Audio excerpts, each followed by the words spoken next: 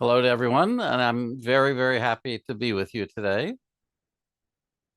Today is the kickoff, so to speak, of something I'm very proud of and very happy to be offering you, which is the Essential Action Toolkit.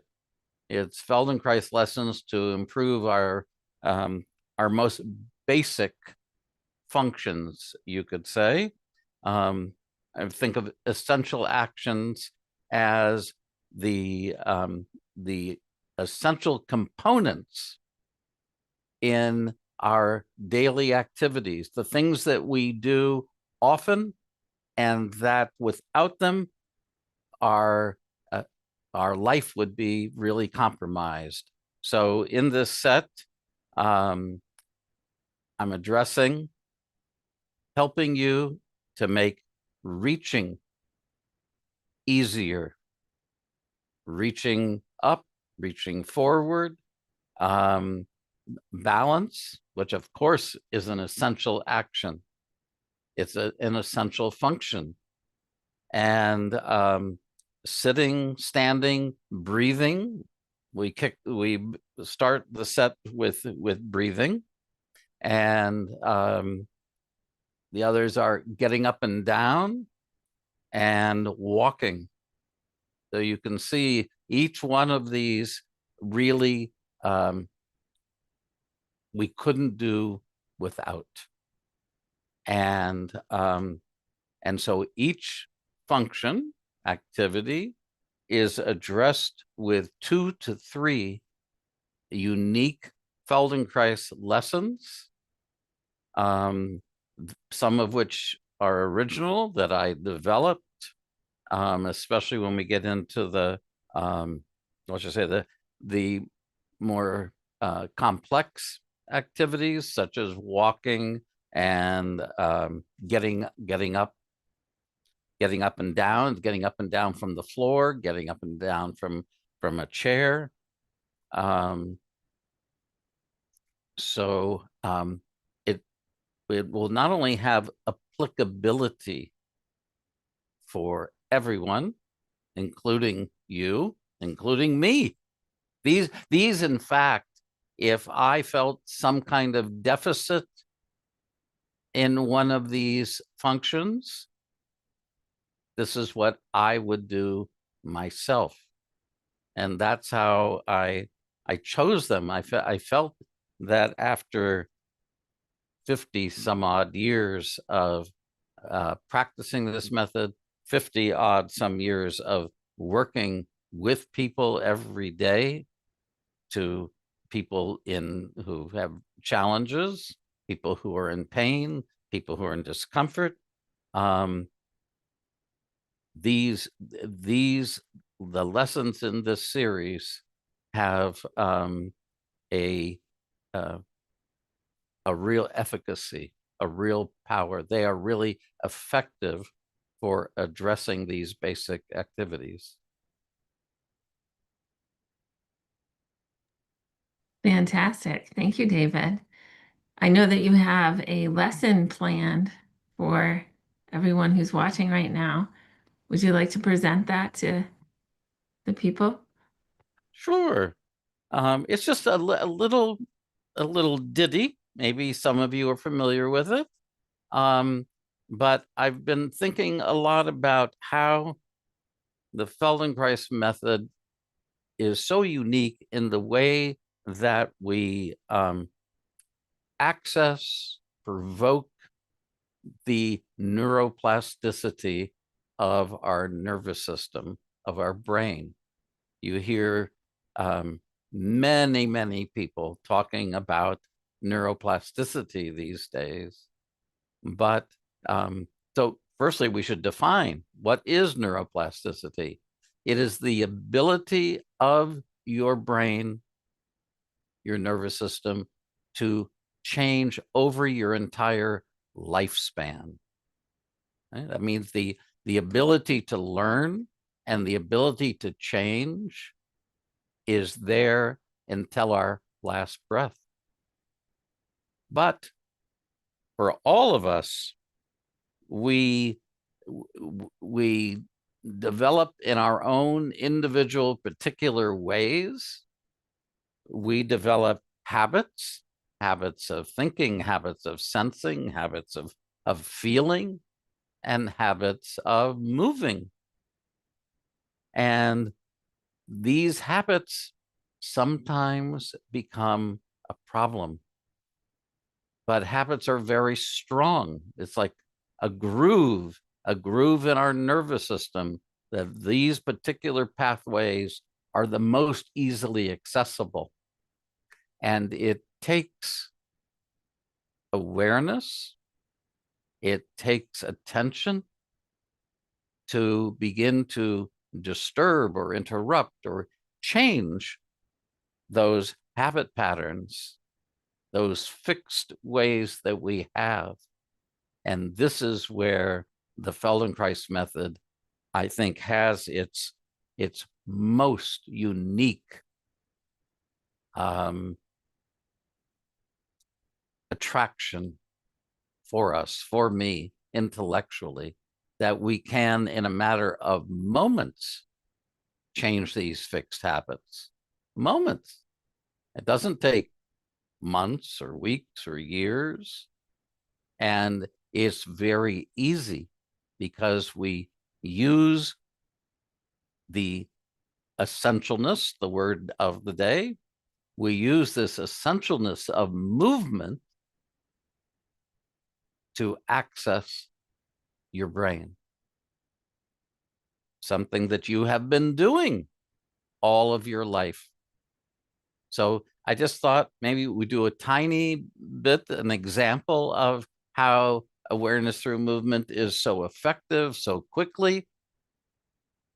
And then we can get on with your questions. So please, you can do this standing. You can do it sitting. Either way is just fine. So sit facing your screen or stand facing your screen. If you're sitting in a chair, please come to the forward edge of your chair. If you're standing, simply stand, relax your shoulders, stand with your feet about shoulder width apart. And we're going to do very few movements. That's what I want to show you how extraordinary your brain is. So just hold your arm, hold your right arm in front of yourself, bent at your elbow, with your hand just hanging, and then turn your arm, take your arm to the left, and then come back to the middle. We're going to do each movement 3 times. You go very slowly, and you take your right arm to the left, and of course you can feel that your torso turns also. That's just fine. That's great. That's 3 times. You can rest your arm if your arm is tired. Or now, let's just, you take your arm to the left, but turn your head and eyes to the right. So, in other words, in opposition, you could call it. You turn your head and eyes to the right as you take your arm to the left, and your chest turns a little bit to the left, but your head and eyes go to the right. Very simple. 3 times. And now go ahead and take your arm, your right arm to the left, as if you wanted to turn to see to the left, and see if you're turning a little more easily, and come back. Come back and just rest for a moment. Standing where you are, sitting where you are. Beautiful. And now bring your arm in front of yourself again. And this time, just you take your head with your arm to the left, but your eyes stay in the middle. And like that. That's it. Your eyes stay in the middle, but your chest turns to the left and your arm turns to the left. 3 times, that's all, slowly. And now come back and turn around yourself to the left again. And notice, is something a little easier? Now, come back to the middle. Just rest for a moment, not because we're tired, but just to let your nervous system, your brain, refresh, as we call it in computer ease.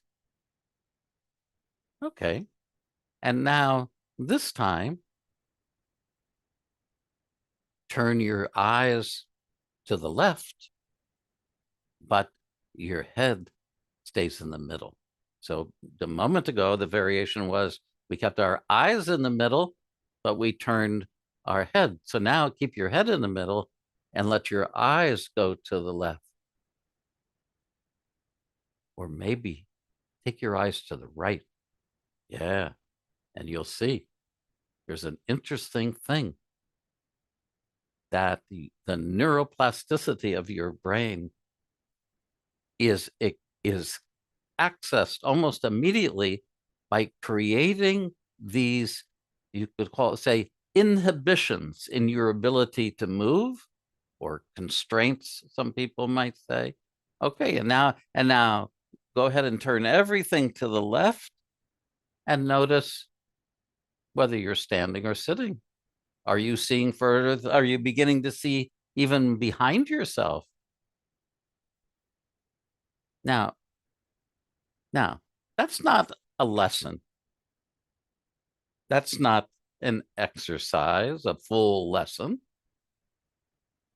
It's a little ditty, as I would call it, but it's a ditty that demonstrates to you, gives you a palpable feeling of how quickly your brain, your body can change. You can change. You can improve. Of course, you were paying attention. You were sensing yourself. You were feeling yourself as you turned to the left. And you were called upon to do variations that were, well, you could say, novel, right? But that novelty, what did that novelty do? It attracted your brain and facilitated the stimulation of this neuroplastic property, meaning the ability of your brain to change its patterns. So I hope you enjoyed that. And before I use up all of our time together, which is so valuable, let's see if there's any questions from the congregated. That was wonderful, David. I'd love to share some of the comments that we got. Bubbles writes, I'm still amazed at how fast the changes can happen. And Robert, I can feel the difference for sure. Vera writes, the third time is even better. That reminds me of a song. So definitely really effective for the people who tried it here with us now. And we look forward to hearing from those of you who join later and try this short exercise. Please write in to whichever platform you're watching on. David, I was hoping you could talk a little bit about the action of breathing. And it's the first action, the first workshop of the series. I noticed that the actions get more complex with each workshop, as if you were tracing human evolution or human development. Was that part of your thinking in developing this series? Not so much the developmental aspect, because I think I would have taken a very different tack, and we would have spent a lot more time dealing with, basic functions of development. But you are right. The first thing you said, in terms of the lessons proceeding from the simple and basic to the more complex. Now, I just want to hedge a little bit what I just said, because all of the lessons in this series, as I said, there's 20 lessons. All of the lessons are accessible to everyone, no matter your age, no matter your complaints, where you have pain. Um, all of the lessons will be accessible to you, and beneficial, especially, more importantly. But yes, they start off with breathing was an obvious one for me for where to begin.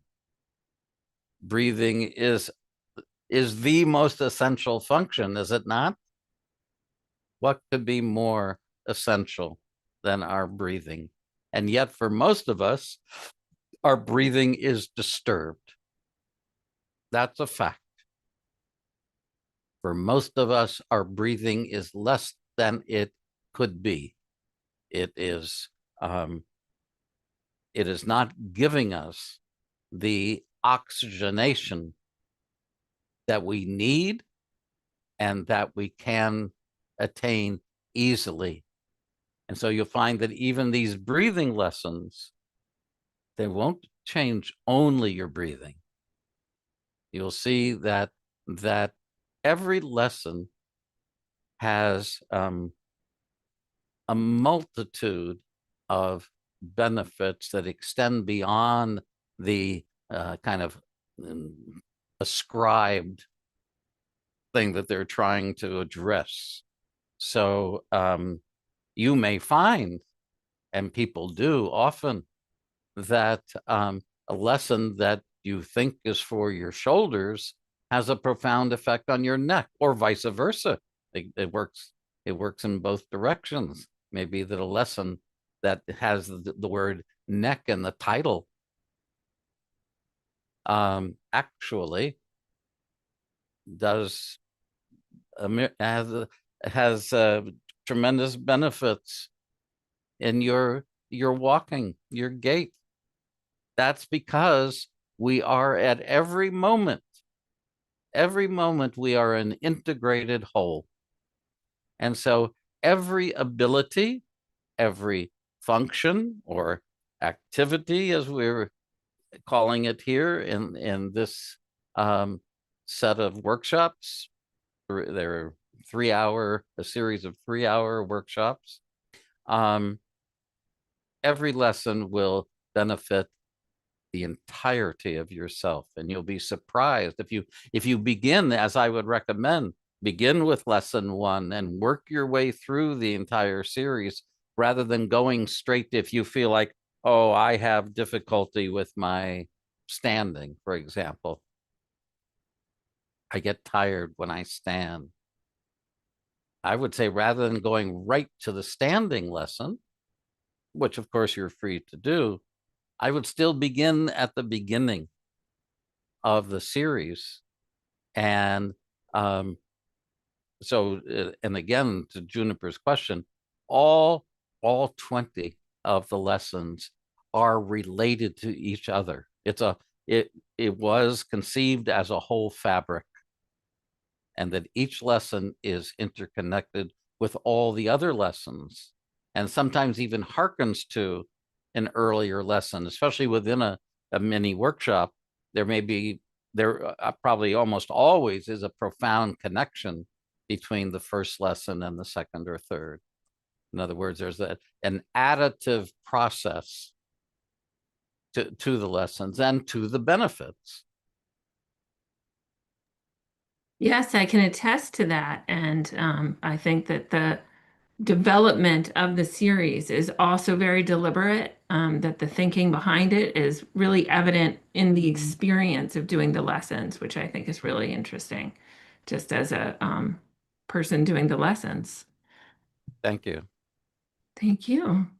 We have a question from Nancy, who writes in to say that creating calm is very helpful for me as I recover from a flare-up of anxiety.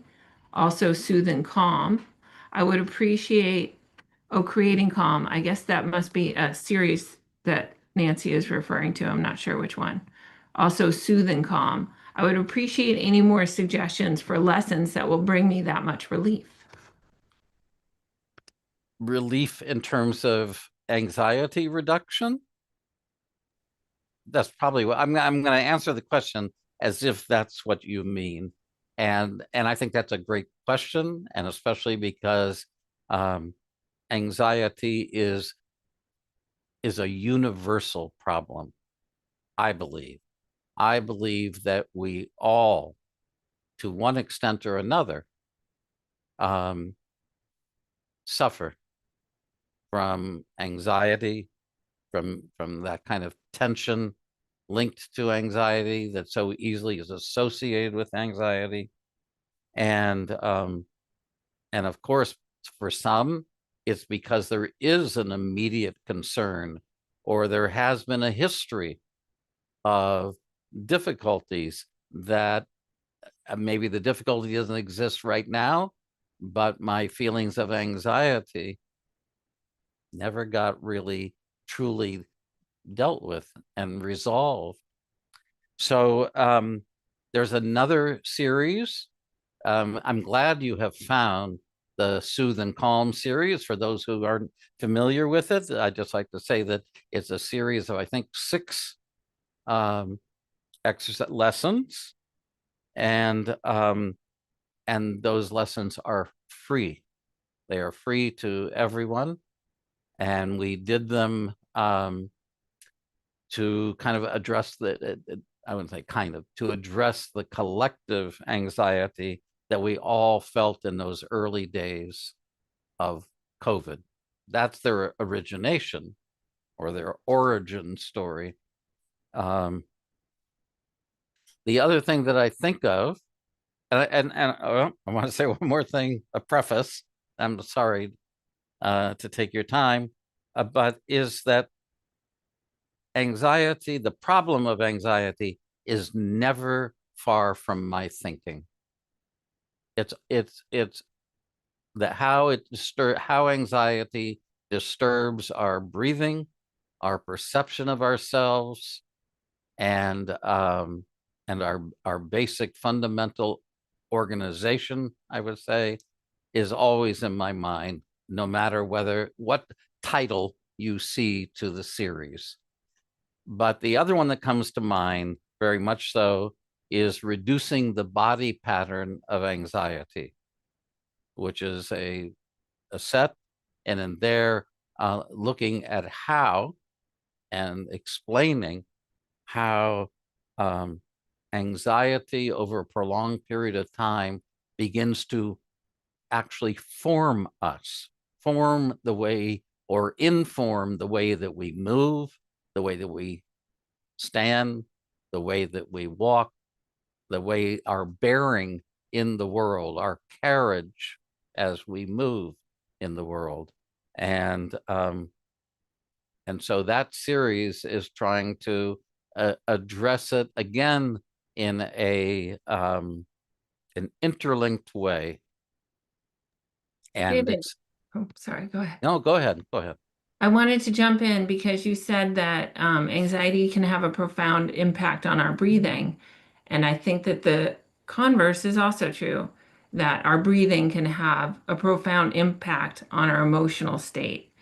So, by improving the function of breathing, we can improve our relationship to our anxiety.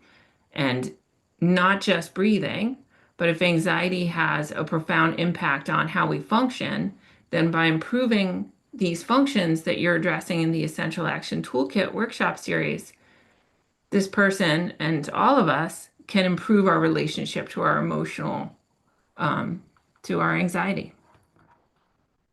Amen, Juniper. Um, can I add one little thing? Of course.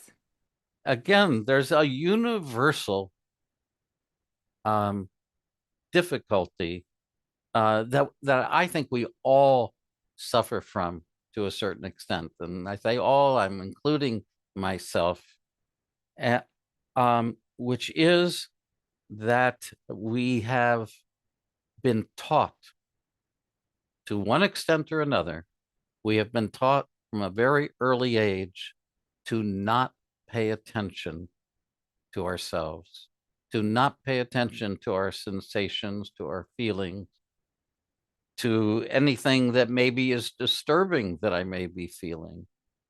And this is essential, you could say, for the smooth running of the family, the smooth running of my relationships, the smooth running of society, in fact.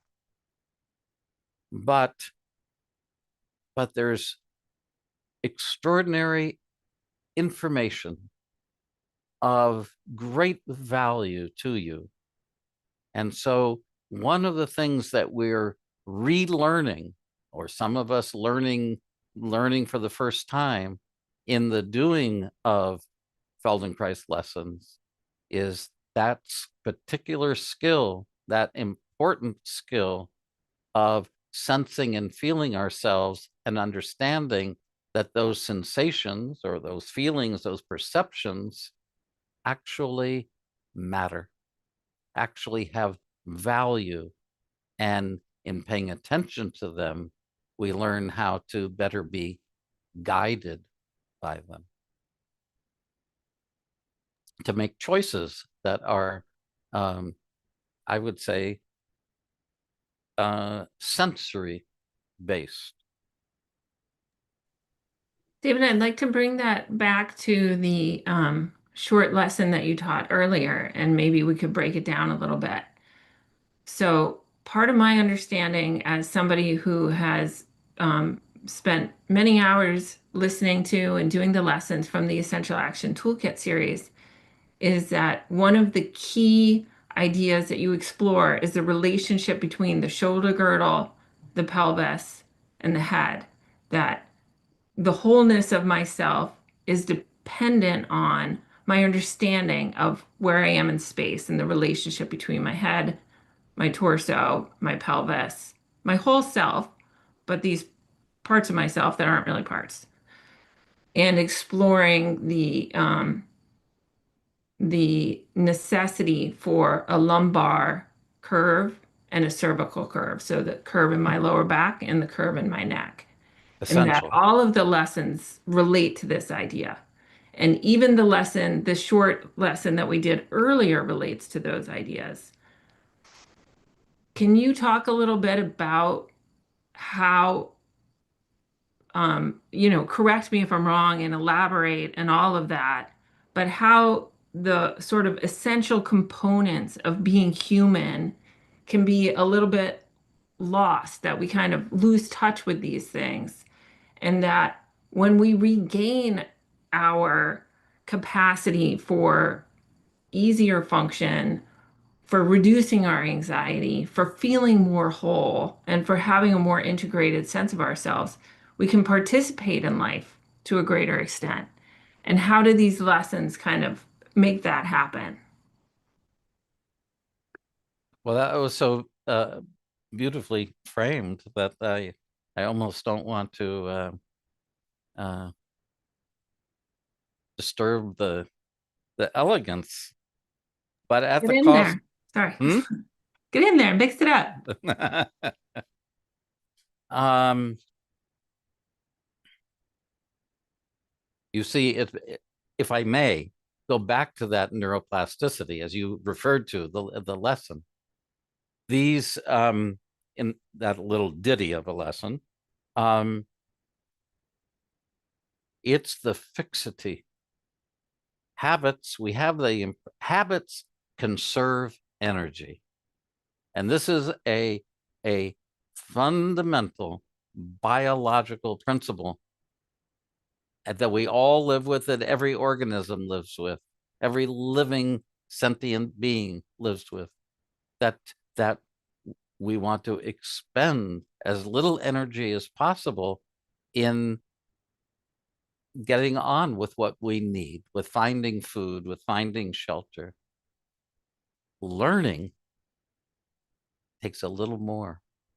So there's, as I said, there's all of these, what should we call them, institutions that are dependent on your conformity, that are dependent on you not stirring up trouble and you being the same person that you were yesterday or the day before. And we find that these habits, as self-limiting as they are, they don't stir the waters. And thus that's their kind of reinforcement. But what do we do in lessons? We bring awareness to the moment. We bring awareness, and with a nod to Thich Nhat Hanh, a great Buddhist teacher, we bring awareness and sensing ourselves to the present moment. And when that begins to generalize, when that begins to inform the decisions that you make each day, each moment, each week, you find yourself being more congruent with your authentic self, more congruent with your deepest feelings. And this is only possible when we're not pulled down by these habits, constrained to certain ways of feeling and thinking by these habits. And I speak to using language. I'm inadvertently separating these activities. I'm separating feeling, sensation, etc. But they are all, in fact, it's an artificial and it's an artifice of language. I am, you are an integrated whole, and the lessons bring you into that state of integration. So that is the greatest value of the lessons, in addition to their, and I use this word not advisedly, in addition to their therapeutic or curative potential.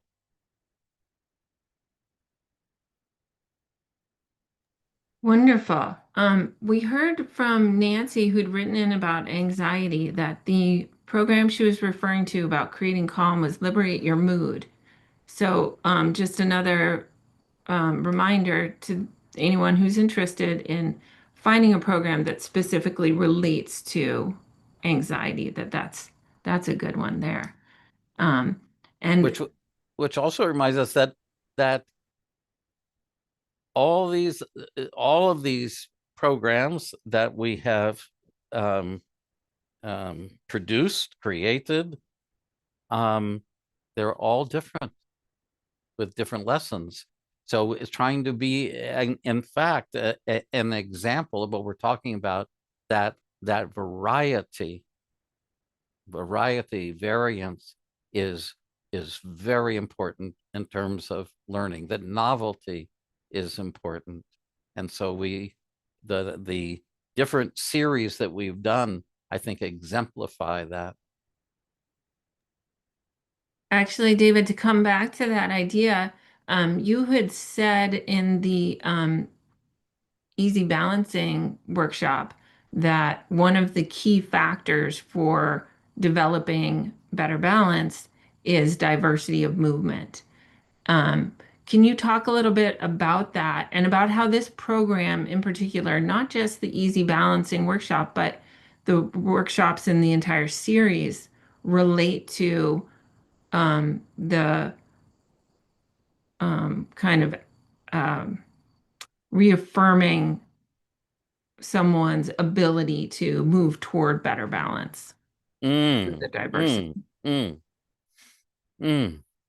Well, each of those mini workshops is informed by the idea of what is good organization. And um, and so as the lessons are informed by good organization, every series has something in similar. In fact, um, you said that each one of them, there's something to do with the head and the neck and the organization of the spine. Um, but I want to go back to the first part of your question. Oh, I got it. I got it. I retrieved it. Um,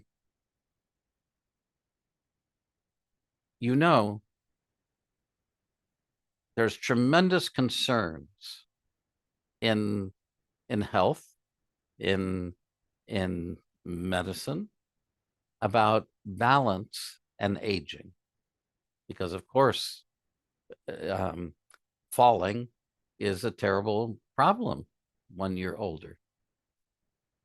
And the fact is that it's not that an older person, such as myself, maybe, has lost the capacity for balance, for good balance, easy balance, comfortable balance. It's again back to this lack of variance, lack of variety, that as children, as adolescents, as young people, the there were different ways that we challenged our balance every day. Every day, we were taking risks with our balance. We didn't mind falling. In fact, many of us enjoyed falling in the sense that it was not an unpleasurable thing. But over time, once we get into middle age, we begin to, as I was describing earlier, we begin to narrow our activities. We begin to narrow our risk taking, right? And we do the same thing with our balance. Our balance is no longer being challenged. Now, of course, there's many reasons that we might feel insecure. But one of the primary things is this, this lack of variety in when I'm standing, this lack of challenging myself. And you'll find this as one of the in the balance series and the standing mini workshop, and even in the walking, you'll see that this notion of my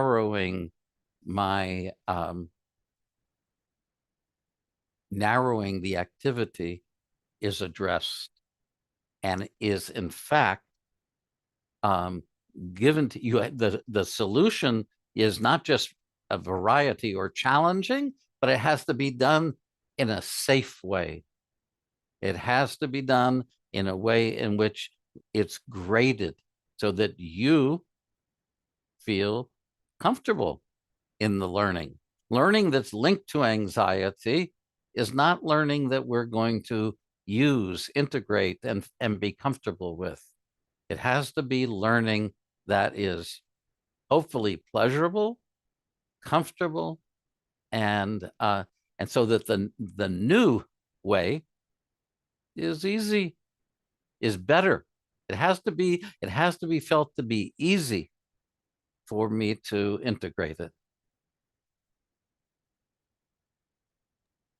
Fantastic, David.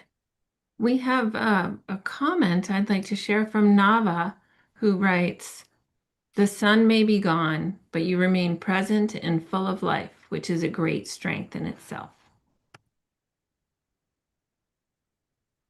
That's it.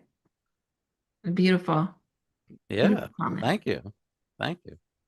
And Kimmy has a question. Would this series of workshops be good for someone who has been in bed 22 hours a day from inflammatory condition, now mobile and needing to learn to move again? Still a bit of pain in the ankles, feet, shoulders, and walking. Well, firstly, the important thing is congratulations. Congratulations on your healing. And it sounds like it's been a long road. And and I'm sure um, there'll be no going backwards now. Um, this set would be tremendously valuable for you, and I think that nearly all of the lessons will be accessible to you. The important thing is, even though we don't want to get comfortable with being too comfortable, if you know what I mean. Challenging ourselves is is part of what invigorates us toward life, towards learning, to embrace change, um, and create resilience. But, and this is a very important but, learning is different than life. Learning is different than life. And for learning to be maximally successful, maximally integratable, it needs to feel safe. So, so you need to be sure, and I would say this to everyone, you need to be sure to only make the movement that is easy, to only make the movements that are comfortable, to do them slowly, to not do to not work past one's limitations. And so that you see, the brain seeks ease. It knows the difference between ease and not ease. Your brain knows the difference. And when the your movements, the activities are easy, then your brain will move toward that. And when you link to doing the movements, you link difficulty, you link strain, your brain will not move toward it in the same way at all. So it's very, very important to think of learning as being a slow, graded process, certain, but slow, certain that you will improve, certain that things will get easier, certain that wherever you still feel the residual difficulties, that they will improve also, but go slowly. And thank you for writing. And keep us posted with your progress. Yeah. One wonderful thing about the programs of Feldenkrais Access is that there's a comment section for each chapter. So if you have a specific question about a lesson that you're engaging with, you can usually get a response pretty immediately. And if you have a question about the overall program, you can also leave a comment. So, and you can also see the comments of fellow students who are doing the lessons.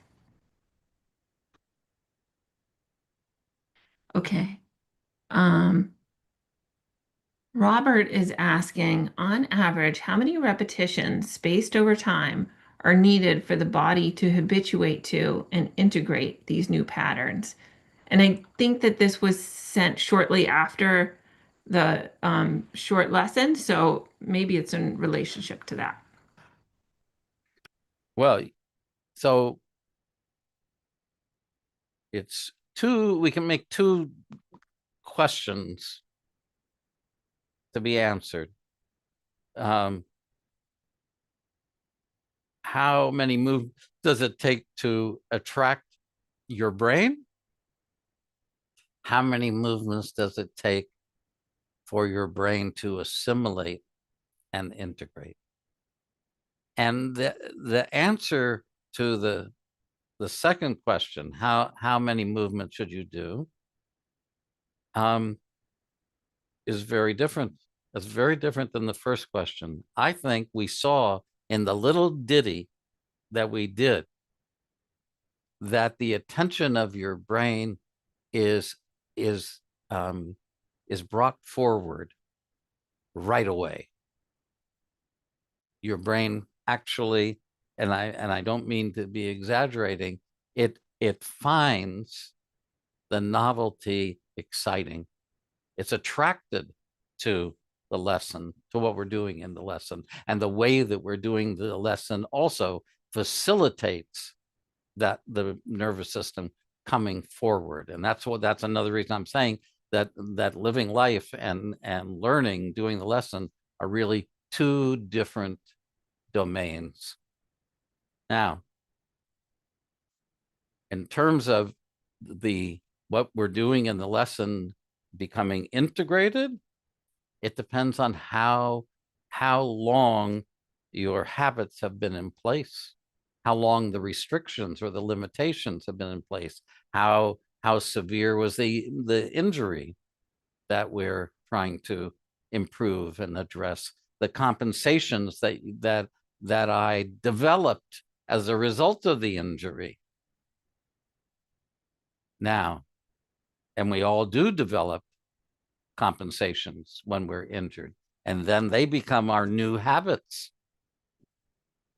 Now, I would say ideally, we do each movement 10, 15 times. That's really taking our time, resting between each movement, pausing. And that allows that pausing between the movements is as important as the movements. That's another interesting thing. That because the brain needs to replenish the neurochemicals that are necessary for learning, the neurotransmitters that are necessary for that activity. When we're learning something, the brain needs these neurotransmitters to lay down new connections. So that's very important. We want to enable and facilitate the brain to change. So that's why the rests between each movement are so important. But I would say 10 to 15 times slowly, and with pausing, resting between each movement. But my teacher, Dr. Feldenkrais, he said, when you find a particular movement that you feel is of special value to you or you particularly enjoy, so you can do it 20, 30, 50 times. Now, as long as you're doing it with the same quality, the same attention to process rather than trying to make the movement stronger or bigger.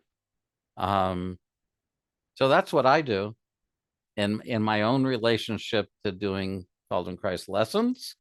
I will do the movements many times, but certainly I'll do it 10 times. Now, brings up something very interesting. After I've done the lesson a couple of times, for example, this morning, I didn't have time to do an entire lesson. I got in my jogging and okay, that's great, but I got to get ready. Oh, Juniper's going to be concerned if I'm late. And so I only had maybe 10, 15 minutes to lie on the floor. So I didn't do the movements faster. I did not do the movements faster, but I did maybe 3 or 4 movements. And in that way, I linked to all the other times that I've done that lesson before. And I felt great when I stood up. And I wasn't late.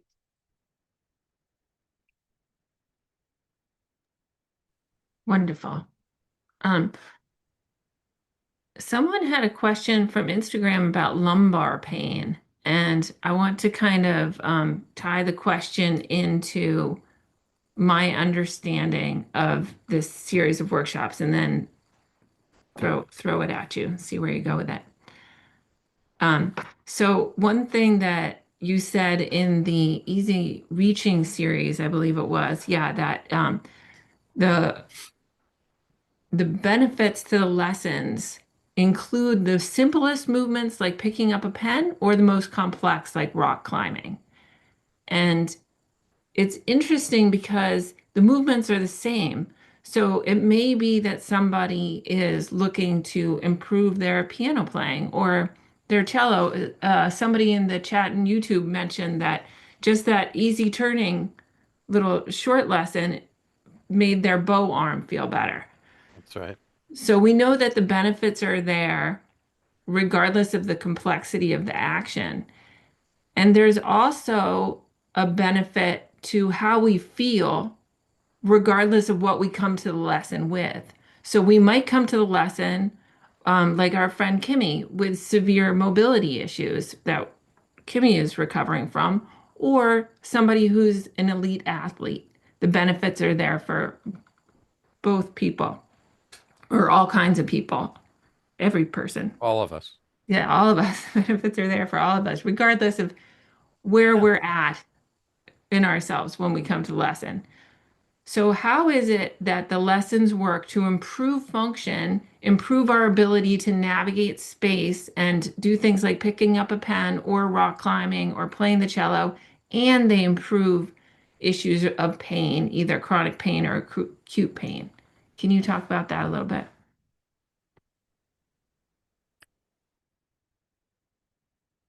That's a big question. Well, but well formulated. Um, well, I'd like to give a general answer that um, that goes to the heart of what all of the limitations we might have in all of those domains. In other words, leaning down or to reach forward, to reach up, to if I have pain, if I play the cello, which is that the difficulties are linked to not just muscular patterns, but to unnecessary effort. Unnecessary muscular effort is the universal coping mechanism for all these things that you're asking a question about. So if I feel anxiety in approaching my musical instrument, I tense up. And then when I tense up, no matter what a uh, a, a trainer may say, we can't just develop one muscle to the exclusion of all other muscles. When I'm tense or I'm anxious, it's my whole self that is responding. It's not a what would you call a segmented feeling or a segmented response to the feeling of anxiety. It's my entire self. So when I approach the instrument and I through the lesson I learn to release that effort or become aware of that unnecessary effort in my shoulders, my chest, my arms, my the response in tone in the music is completely different. And likewise, when I have an injury and I must cope and adapt to that injury, both in the earliest days and in the ways that I then learn to compensate, that's done through muscular effort. I mask the pain with not unnecessary, with muscular effort. And if I'm an elite athlete, I want every twitch of every muscular fiber contributing to one intention. And the parts of myself that are not in alignment with that one intention, no matter what it is, but that's if they hit the ball with the bat, they hit the ball with the racket, to get myself there, it's the unnecessary muscular effort in the action. Even when it's a powerful action, it's the unnecessary effort that distorts my movements in a way that I feel, I could have done a little better if I had swung earlier and later, or if I had been able to move myself toward the ball. So all the interference, the difficulties are both connected profoundly to this unnecessary muscular effort. I think And I just want to say something, and that is what is addressed in every Feldenkrais lesson. Every Feldenkrais lesson has that in common, that there is a gradual through the doing of the lesson, there is a significant reduction in unnecessary muscular effort. And I think the benefits can be so easily felt, as anyone who did the short lesson at the beginning of this chat probably experienced, that it's you don't need to understand what's happening in order to feel better.